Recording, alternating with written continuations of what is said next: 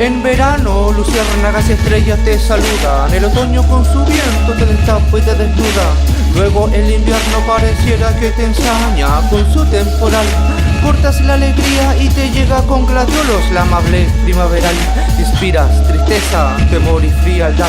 Lugar inaccesible, en tu pared hay un retrato pintado de invisible. Ya no hay atado de leña, la chimenea ya no humea. Y el pasto ya ha tapado el jardín. El hacha ya no corta porque le falta el astil. Quien picará la tierra de esta desolada huerta, quien plantará la estaca para hacer la resta cerca, si no hay nadie que te habita. El puente está podrido porque nadie lo transita, muriendo desamparada. El niñito de la escuela cuando pasan y te miran piensas que estás embrujada.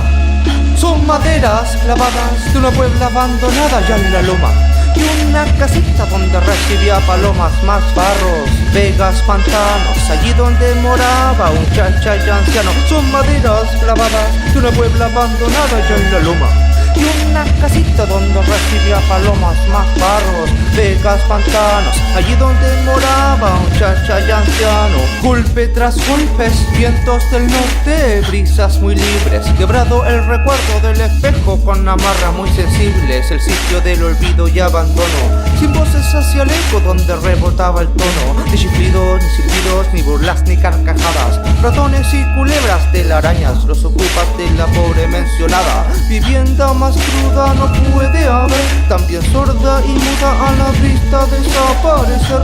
Ni oficias, ni corderos, ni vacas, ni terneros ya no pasan el porrero. Pucha que extraña su amo el perro.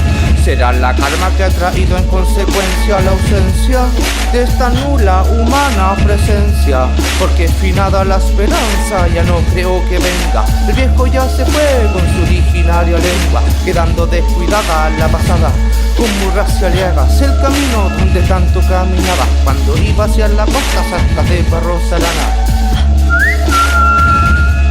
Son maderas clavadas de una puebla abandonada ya en la loma, y una casita donde recibía palomas, más barros, vegas, pantanos, allí donde moraba un chachay anciano. Son maderas clavadas de una puebla abandonada ya en la loma, y una casita donde recibía palomas, más barros, vegas, pantanos, allí donde moraba un chachay anciano.